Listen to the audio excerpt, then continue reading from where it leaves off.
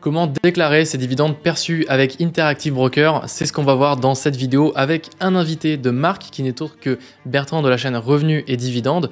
Donc on va le voir en interview juste après, mais avant ça, pour un petit récap pour ceux qui ne le savent pas en fait, quand vous avez un compte ouvert par exemple chez Interactive Broker et que vous recevez des dividendes, donc qu'ils soient étrangers ou non, il faut les déclarer aux impôts. Donc comment ça se passe? Si aujourd'hui on est en 2023 et que vous avez reçu des dividendes entre le 1er janvier et le 31 décembre de l'année dernière, donc c'est-à-dire en 2022, il faudra donc le déclarer cette année sur votre déclaration d'imposition personnelle qui va se faire une fois tous les ans à partir de, je crois que c'est début avril à peu près, ou début mars. Et donc dans cette période justement où il va falloir faire votre déclaration d'imposition, donc là vous allez déclarer votre salaire, etc. Il va falloir déclarer déjà, si vous êtes client chez Interactive Broker, la première chose ça va être de déclarer l'existence de votre compte titre à l'étranger, puisque vous êtes rattaché à l'entité probablement irlandaise ou centrale d'Interactive Broker, et il va falloir donc déclarer ce compte-là. Comment on fait ça? Ça se fait avec la déclaration 3916 et la 3916 bis qui vous permet de déclarer et de dire coucou, j'ai un compte Interactive Broker qui est ouvert. Donc ça, c'est la première chose à faire. Et la deuxième chose à faire, c'est que si vous avez reçu des dividendes qui sont étrangers, par exemple, vous avez reçu des dividendes de Apple, de Microsoft, de toutes ces sociétés-là qui sont étrangères, donc qui ne sont pas françaises, il va falloir déclarer le montant que vous aurez perçu. Pour cela, ça va se jouer sur la déclaration 2047, plus il va falloir reporter ce montant-là sur la déclaration 2042. Alors, j'avais déjà fait une vidéo qui expliquait comment faire sa déclaration d'imposition donc sur les dividendes et aussi sur les plus-values, mais j'avais fait quelques petites erreurs du coup dans cette vidéo, et justement Bertrand avait fait un petit commentaire en me disant tiens, t'as fait une petite erreur, mais en tout cas c'est sympa d'avoir essayé de faire une vidéo sur le sujet, parce que c'est quand même pas compliqué, enfin c'est quand même pas simple, justement c'est très compliqué d'expliquer la fiscalité des dividendes, et donc c'est pour cette raison que j'ai voulu inviter Bertrand sur cette chaîne. Donc Bertrand qui a une chaîne sur les dividendes depuis un petit moment, et donc il va nous faire l'honneur de présenter un petit peu la formation que lui propose sur justement la déclaration de ses dividendes, l'explication de la fiscalité. Donc je vous laisse sans plus tarder avec sa petite interview et une petite démo de son outil qui permet justement de déclarer ses dividendes. On est avec Bertrand de la chaîne Revenus et Dividendes. Donc déjà, merci à toi d'être sur la chaîne, c'est trop cool de t'avoir. Merci Alex, merci surtout à toi de me présenter et de nous parler de fiscalité. Et ouais, on va passer sur un bon petit moment, j'espère, puisque le but de cette vidéo, ça va être de parler de fiscalité, de parler aussi d'une de tes formations que tu as pu faire, qui s'appelle Easy Déclaration, et en gros qui aide les personnes à comprendre la fiscalité et à faire leur déclaration. Donc là, le but de cette vidéo, ça va plutôt être focalisé sur les dividendes, mais si j'ai bien compris, ça inclut aussi la partie plus-value, moins-value, etc. Enfin, toute la partie fiscalité.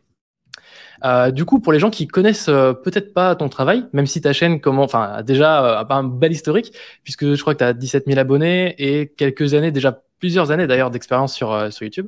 Est-ce que tu pourrais te présenter un petit peu pour comprendre un petit peu qui tu es et quel est un petit peu ton parcours dans l'investissement? Ok, merci.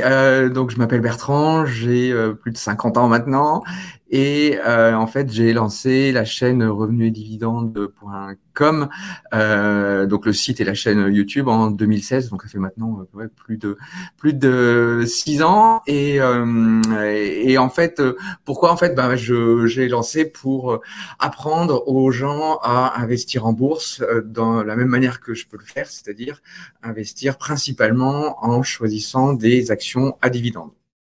Alors pourquoi est-ce que j'ai fait ça? Parce que en fait moi depuis 2012 en fait j'investis dans les dividendes, et depuis 2016 en fait l'investissement dans les dividendes, dans les actions à dividendes est mon principale source de revenus, puisque je vis de mes dividendes. Autrement dit, on va dire je suis rentier grâce à la bourse. D'accord, donc en fait ce que tu as fait, alors toi tu as choisi quel support d'investissement? Je crois que c'est PEA et compte titre, c'est ça?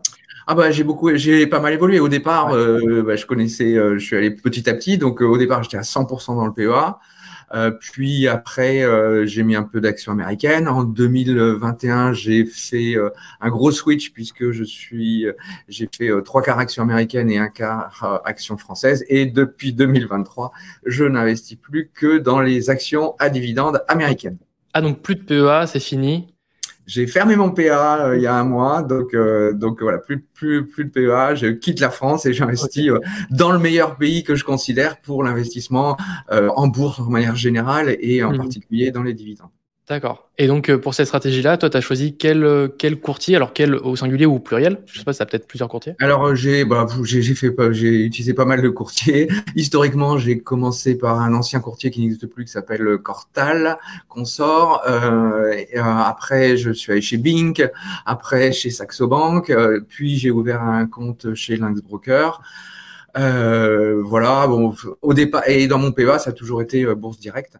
Donc voilà. Et maintenant, je suis donc tu vois, j'ai navigué entre plusieurs courtiers et maintenant, comme toi, je suis sur la plateforme Interactive Brokers puisque je suis chez Lynx Broker, qui est en fait un courtier remisier de Interactive Brokers avec des prix peut-être plus élevés, mais voilà, moi historiquement j'y suis. J'ai déjà fait beaucoup de changements de courtier, j'ai pas trop envie d'optimiser, sachant qu'il y a des avantages quand même chez Lynx Broker, en particulier le service client en français, etc. Donc voilà. Tu as un support client et je crois, alors je suis pas certain, mais il te génère un IFU, non, peut-être, en étant client chez Lynx? Ah, c'est une bonne question. Alors, officiellement, oui, d'accord. Mais je ne sais pas pourquoi. Donc, je sais qu'il y a certains de mes étudiants qui ont l'IFU de Lynx Broker. Je ne sais pas pourquoi. Moi, ils n'y arrivent pas. Je sais pas, ils doivent avoir des trucs un peu compliqués chaque année, machin. Mais en tout cas, l'IFU, alors moi, maintenant, la fiscalité, je connais bien. Donc, j'ai pas forcément besoin de leur IFU. Mais en tout cas, si vous avez un IFU de Lynx Broker, je vous invite à faire attention, à bien vérifier. Voilà, ne prenez pas ça comme argent comptant, sachant que en fait, ce n'est pas un IFU, parce qu'un IFU, c'est un imprimé fiscal unique. Et en fait, c'est un truc qui est transmis à l'administration fiscale. Nous, on en a une copie, mais c'est pas pour nous en fait en général. Donc, le document que Lynx Broker envoie est un document qui n'est pas un IFU en fait, qui est un document d'information, puisqu'ils ne l'ont pas transmis au fisc français, puisque c'est seuls les courtiers français qui transmettent l'information au fisc, et d'ailleurs qui permet, et ça c'est un gros avantage pour les courtiers français, d'avoir sa déclaration d'impôt pré-remplie, en tout cas la partie dividende, pas la partie plus-value. Donc ce que je veux dire par là, c'est que faites attention, si vous êtes chez Lynx Broker ou un courtier étranger, si on vous dit je vous envoie l'IFU, c'est pas un IFU, voilà, c'est pas strictement un IFU, c'est un document d'information qui devrait vous aider à remplir votre déclaration de revenus, mais par expérience, c'est tellement compliqué la déclaration fiscale française qu'ils comprennent rien, ils ne mettent pas forcément dans les mots de casse. Donc voilà, donc je pense qu'il faut d'abord on est soi-même responsable de sa déclaration de revenus. Parce que là, le document qu'il donne, il donne les cases exactes ou enfin. Eh ben écoute, moi je l'ai jamais reçu, mais effectivement, théoriquement, ils donnent des cases, des machins, mais vraiment, voilà, c'est vraiment une usine à gaz. Je comprends que eux-mêmes n'aient pas envie d'employer des juristes, des machins, faire des rapports. C'est des coûts énormes pour eux. Quoi, oui, c'est clair, c'est très cher. Pour quelques Français qui ont ces comptes, donc ça change tous les ans en plus, donc on va dire ça. Donc globalement, ils vous donnent un truc, faites attention. En fait, moi j'invite les gens à bien comprendre la déclaration de revenus et puis à la faire soi-même.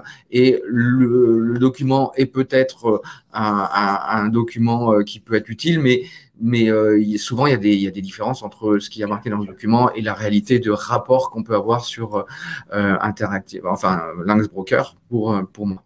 Parce que toi, historiquement, en fait, tu as toujours fait toutes tes déclarations tout seul, ou est-ce que tu as passé par des outils, tu as testé un petit peu des trucs différents, ou comment tu as fait pour comprendre un peu toute cette fiscalité en fait? J'ai mis beaucoup de temps. Alors d'abord au départ j'étais dans le PEA, donc c'était pépère. Voilà. Après j'ai mis un peu d'actions américaines, je suis allé chez Bink. L'avantage c'est que chez Bink, c'était un courtier français, donc il faisait la déclaration, donc je comprenais rien, mais voilà, je me faisais pas trop de soucis. Donc machin. Après Saxo Bank c'était un peu pareil. Et en fait j'ai vraiment commencé à m'y intéresser quand je suis passé de Saxo Bank à Lynx Broker. Et là, je pouvais plus me laisser faire par la transmission des informations et ma déclaration pré-remplie, puisqu'en fait, elle était plus pré-remplie.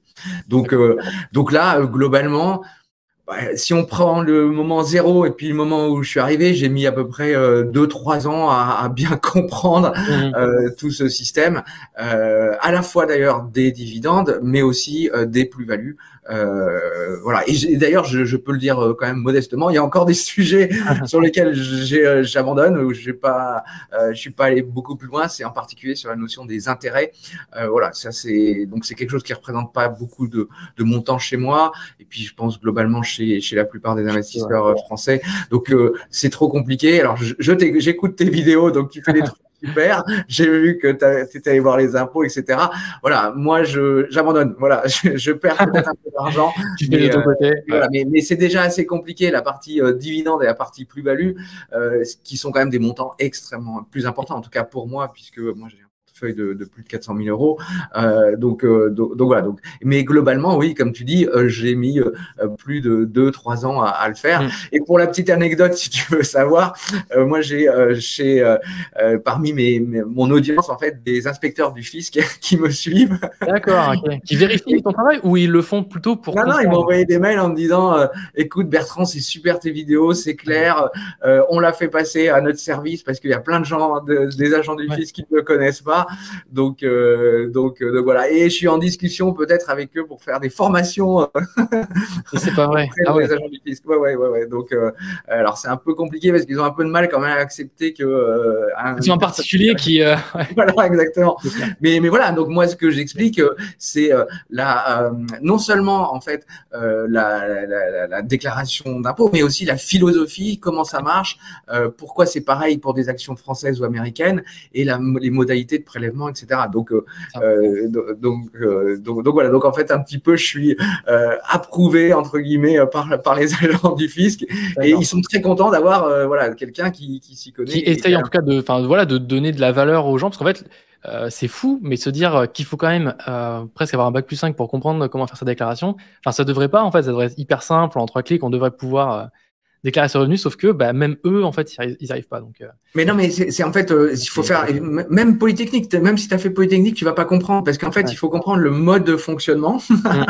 Voilà. Et puis souvent il y a des mots, je te prends par exemple la déclaration des plus-values, je crois qu'il y a 2 ou 3 formulaires pour la déclaration des plus-values. Je dis mais je comprends pas pourquoi. Alors en fait il faut rentrer dans le détail du formulaire, dans les sous-questions. Puis ils ont une manière d'expliquer les choses qui est un mode de fonctionnement mais un peu bizarre. C'est-à-dire, si vous n'êtes pas dans ces cas-là, machin, bon, ok, mais moi je suis dans ce cas-là. Bah, tu vois, il y a des doubles négations, des trucs comme ça. Ouais, des doubles négations, des trucs. Attends, voilà. Donc c'est pas une question d'intelligence, c'est une question de mode de fonctionnement. Et alors, je vais aussi te dire fondamentalement, franchement, ce qu'ils me disent, parce que dans mes vidéos, je dis, mais ils sont fous, quoi, ces gens. Ils sont pour faire des trucs aussi compliqués, ils sont complètement, je sais pas, ils sont malades. Et en fait, ils me disent, non, on n'est pas malade, mais sauf que il y a un point qui est extrêmement important à prendre en compte, c'est que en fait, les politiques changent tout le temps. Et en fait, ils veulent mettre en plus, et donc ça fait que il faut garder une cohérence dans tout ça, et c'est très compliqué. Quoi. Après, ça devient hyper compliqué. C'est-à-dire que, par exemple, je te donne un exemple. Sous Hollande, à un moment, tu as eu le truc, je sais pas si tu te souviens, des pigeons qui disaient Hollande voulait taxer les riches. Bon, voilà.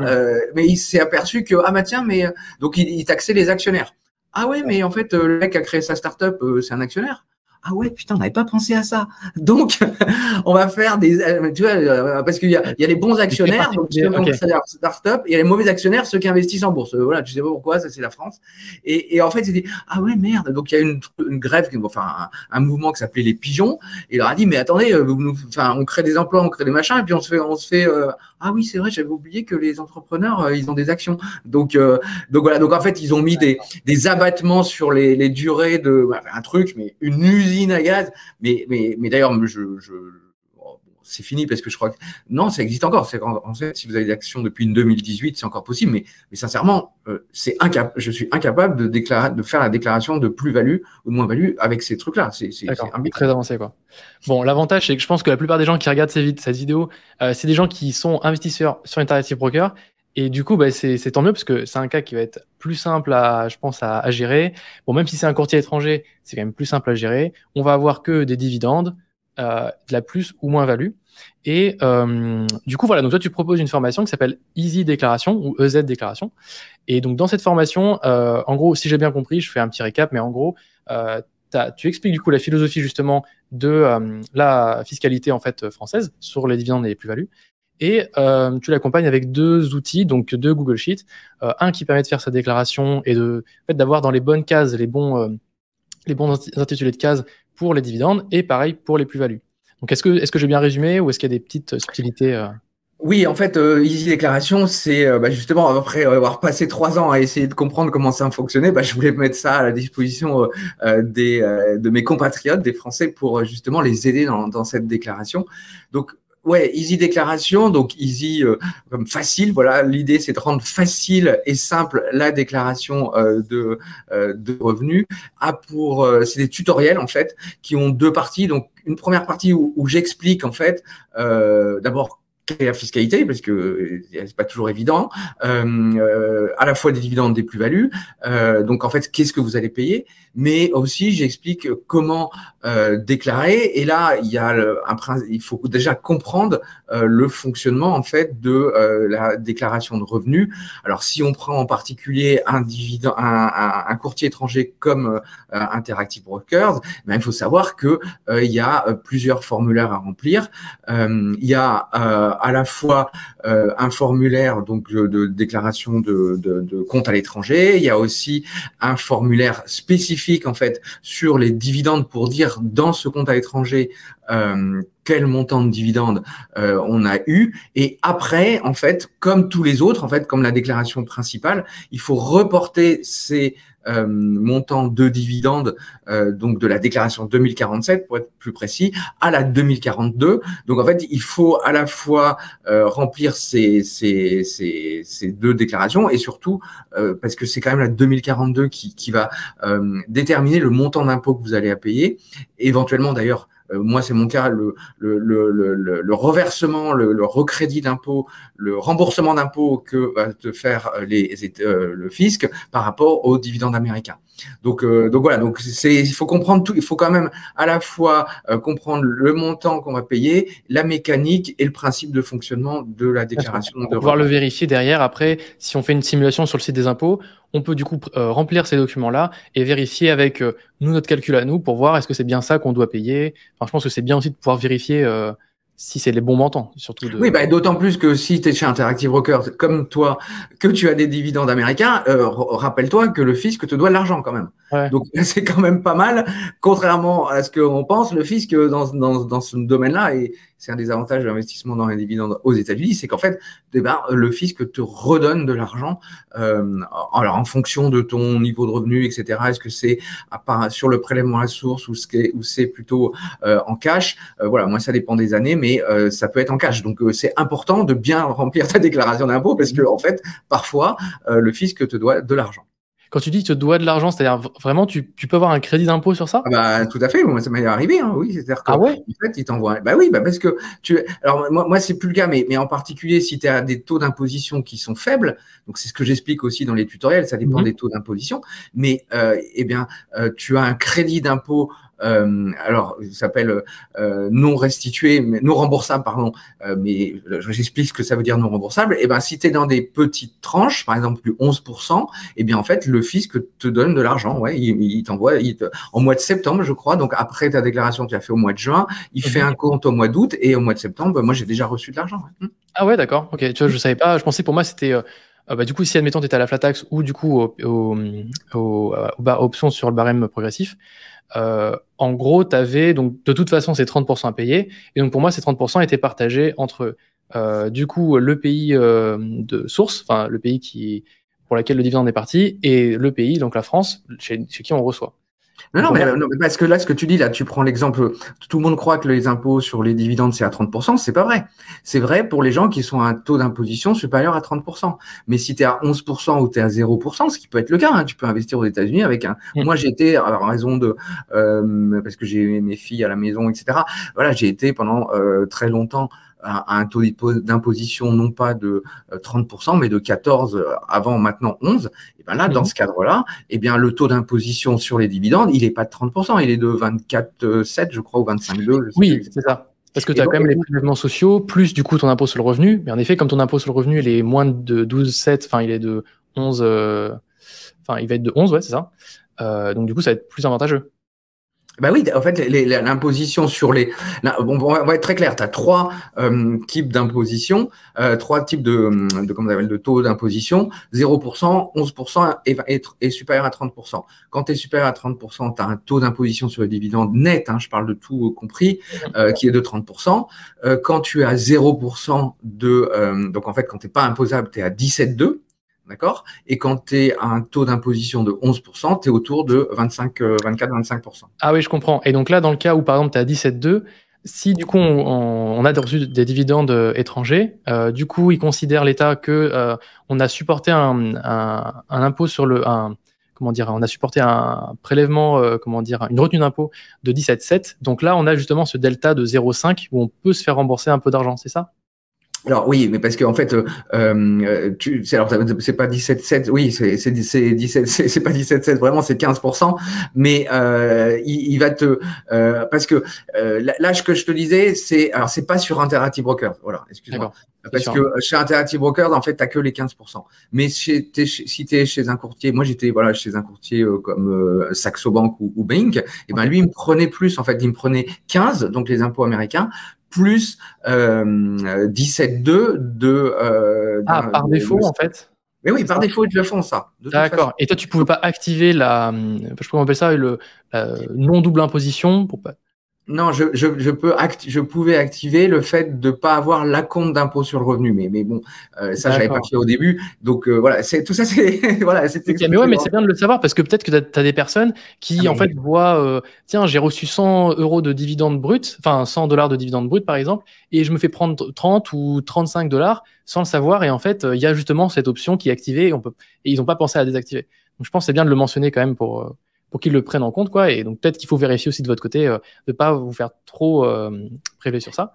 Oui, tout à fait. Sur les dividendes, il faut vraiment, voilà, il faut être clair. En tout cas, dans tous les cas, si vous investissez aux États-Unis, quel que soit le courtier là, clairement, vous devez réduire vos impôts grâce à la retenue à la source américaine, en fait, qui est remboursée par le fisc. Ça, c'est une évidence, quel que soit le courtier. Et en plus, il y a aussi la fiscalité des plus-values ou des moins-values, et en particulier, il y a vraiment des optimisations fiscales bien intéressantes à prendre en compte sur ce côté-là aussi, mais on va peut-être pas rentrer là-dedans, c'est encore un autre sujet. Ouais, on va se focaliser sur les dividendes. Et donc, du coup, dans ta formation, donc tu expliques justement tous ces concepts-là sous forme, c'est quoi? C'est du coup plein de petites vidéos tutoriels en fait. Voilà, c'est ça, ouais. C'est à peu près 7 heures de vidéos tutoriels. Donc voilà, si on connaît rien, c'est quand même une après-midi ou 2 jours à bien regarder ça. Mais après, je peux vous dire, vous êtes des experts sur la fiscalité des dividendes et des plus-values. Ok. Et après, du coup, tu as donc des Google Sheets qui permettent de faire ça. Après, j'ai des outils pour faciliter les choses. Donc, j'ai un outil sur un fichier, un petit logiciel sur la fiscalité des plus ou moins values. Bon, ça, c'est un autre sujet. Et j'ai un Google Sheet, justement, sur la déclaration des dividendes dans le cas de courtier étranger. Donc, c'est dans le cas dont on parle là. Alors que pour les courtiers français, il n'y a pas besoin de ça. Il n'y a pas besoin, ouais. Mais pour les gens qui voudraient savoir un peu à quoi ça ressemble, on peut faire une petite démo si ça te va. Et voir un peu justement, en fait, qu'est-ce qui se passe si vous avez envie de faire votre déclaration avec justement l'outil de Bertrand. Donc en suivant la formation, bien sûr, parce que si on suit pas la formation, on ne saura pas forcément trop bien comment le remplir, ce fichier. Mais voilà, je vais te laisser montrer un petit peu comment est-ce qu'il fonctionne et comment est-ce qu'on peut le remplir en fait. Voilà, et en fait, quand vous allez sur donc ce fichier, il y a le sommaire. Donc vous voyez bien que pour réaliser votre déclaration, vous indiquez déjà votre fiscalité. Après, vous indiquez vos dividendes. Et le logiciel, en fait, va automatiquement remplir la 2047 et la 2042, donc avec les montants et dans les bonnes cases. Donc, si tu veux, on va faire un petit essai. Quelques dividendes pour voir. Ouais, un petit truc comme ça. Donc, je précise que c'est quand même pour les courtiers étrangers. Hein, donc, c'est pour faciliter les courtiers étrangers. Donc, dans ma fiscalité, c'est assez simple. Vous indiquez si vous optez pour l'imposition au barème ou au PFU. Donc là, on va mettre au barème. Donc là, j'explique aussi dans ma formation tout ce que ça veut dire. Et en général, c'est pour les gens qui ont un taux d'imposition supérieur à 30%. Le barème, c'est pour les gens qui ont un taux d'imposition, inférieur à 30%. Donc là, on prend ce cas-là. Et là, donc, vous avez un fichier où vous rentrez vos dividendes. Voilà, tu vois, j'ai mis aujourd'hui. Donc, en fait, vous prenez tous les dividendes de l'année précédente et vous indiquez dans ce fichier les valeurs, le pays, et le courtier en fait. Et on va faire un exemple. Là, j'ai mis un exemple. Donc, vous voyez, Interactive Broker, Coca-Cola, et on va le montant en dollars. Donc, on va prendre un autre exemple. On va se dire que le 0102 2023, vous avez vous êtes chez Interactive Brokers, mais en fait, le logiciel, toi, tu es chez Interactive Broker, moi, je suis chez Lynx Broker, donc c'est une situation, mais la situation est différente si encore on est chez Trading 212, Revolut ou de Giro. Donc, tu vois. Donc, voilà. Il y a plusieurs conditions. Ouais, le logiciel permet de faire ça. Donc, j'explique ce que ça veut dire qu'un dividende est soumis à l'abattement. Je vous invite à mettre oui tout le temps. Et puis, je sais pas, on va dire que vous avez reçu des dividendes de la société Visa et vous l'avez reçu. Donc, comme tu es chez Interactive Brokers, on va dire plutôt que la plupart des gens le reçoivent en dollars. Mais si tu les as reçus en euros, tu peux mettre le montant en euros ici. Donc, on va mettre en dollars. Donc, on va mettre que, par exemple, et là, on met le montant en dollars, donc on va mettre 234 $. Et là, le logiciel calcule automatiquement le montant en euros, parce que ça, c'est un truc important.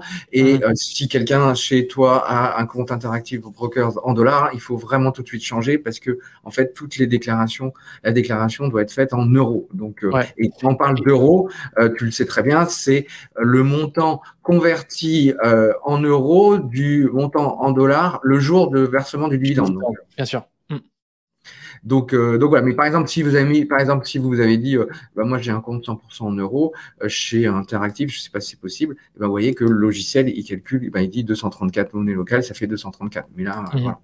Donc voilà. Et puis après, c'est simple. Vous avez ici, on a agrandi. Donc, et après ici, vous avez automatiquement donc le logiciel vous permet de remplir la 2047. Donc avec pour chaque. Alors, attends, je vais peut-être un cran. Un peu moins. Voilà, vous avez ici donc la 2047 pré-remplie, donc vous remplissez, vous mettez ces données en fait. Déjà ici il y a un truc de pays d'encaissement, etc. Vous avez le montant à reporter dans la 2042, donc en D2C. Là c'est à reporter et voilà. Donc en fait ça en fait la première déclaration automatiquement. Et après le logiciel vous reporte les données dans la 2042 avec un exemple type de 2042. D'accord. Ça c'est top parce que même moi dans la première vidéo que j'avais faite justement sur la déclaration, il y avait certaines subtilités que moi j'avais pas pris en compte. Et après j'ai eu un peu de chance parce que justement j'avais pas fait cette notion de dividende soumis à abattement, d'autres qui n'étaient pas soumis. Alors pour le coup comme c'était quasiment que des dividendes étrangers aux États-Unis, je pouvais le mettre dans les soumis à un abattement. Mais voilà, typiquement, ça, j'ai pas pris en compte ce cas-là. Et il y avait aussi le fait que, alors toi, tu m'expliquais ça rapidement, mais bon, ça tu l'abordes dedans et on a pas forcément, enfin, c'est un sujet très spécifique. Mais en gros, le fait que dans la 2047, c'est ça, un moment, je sais plus exactement où, mais c'est dans la partie de l'impôt supporté à l'étranger. En gros, moi, je pensais qu'il fallait reporter ce qu'on avait supporté vraiment, donc c'est-à-dire toutes les retenues d'impôts qu'on avait supportées et que eBay nous fait le récap en fait. Et en fait non, il faut il faut utiliser le taux applicable qu'on retrouve en du coup la ligne numéro 7 du Google Sheet. Et ça du coup voilà, c'est une spécificité quoi. Oui, non mais je suis d'accord, c'est complètement délirant parce que tu vois là en fait dans le 2047 tu dois mettre 17,7% pour un dividende américain, alors qu'en fait, toi, tu as été débité de 15%. C'est voilà.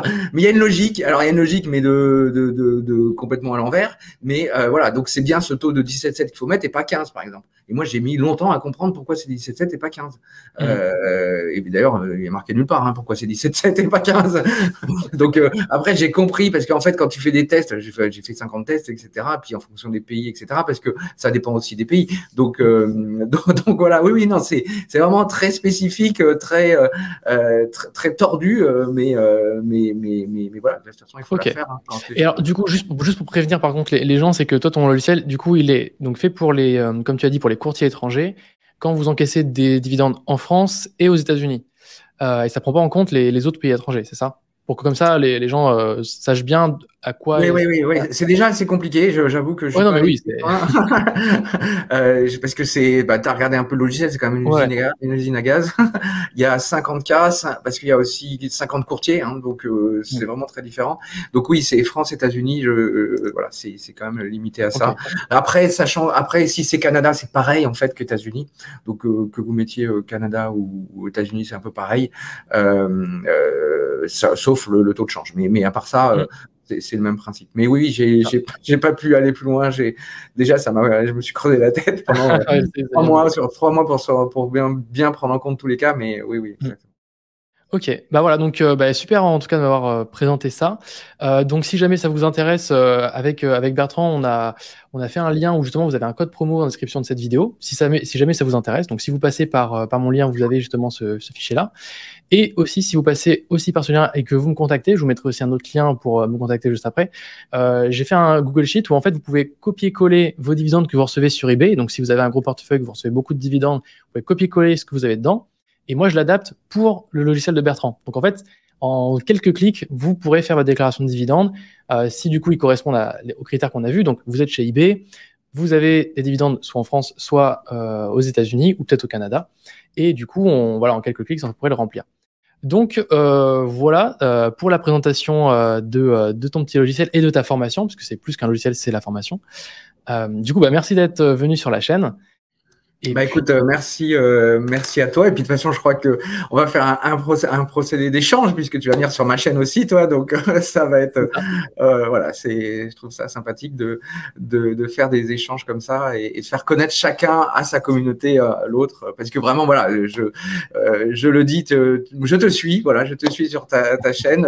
Je suis chez Interactive Broker, et donc c'est encore une fois la même interface que non, je suis chez Lynx Broker, donc c'est un peu la même interface qu'Interactive Broker, mais voilà, ça me permet de découvrir des fonctionnalités que je connaissais pas. Voilà, c'est super ce que tu fais, de rentrer dans les détails. Et tu as un vrai boulevard là-dessus parce qu'il y a plein de choses super chez Interactive Broker qu'on connaît pas. Voilà, même moi, voilà, il y a tellement de choses et c'est super bien de faire découvrir tout ça aux Français, même si je constate quand même que il y a plus de fonctionnalités chez Interactive Brokers que chez Lynx Broker.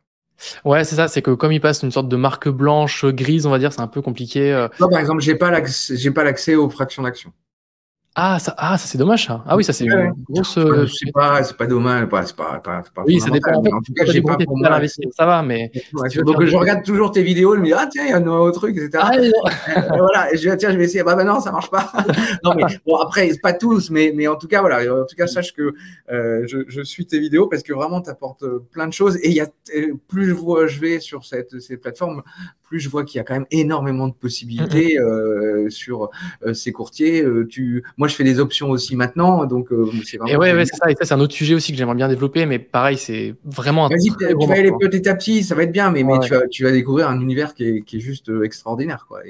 Et puis après, tu sais que tu peux aussi, tout intégrer d'autres, faire des API avec Interactive Broker, etc. Enfin, c'est vraiment très puissant. Donc, je pense que tu as beaucoup de choses à dire. Tu as vraiment un boulevard, tu en as pour 5 ans.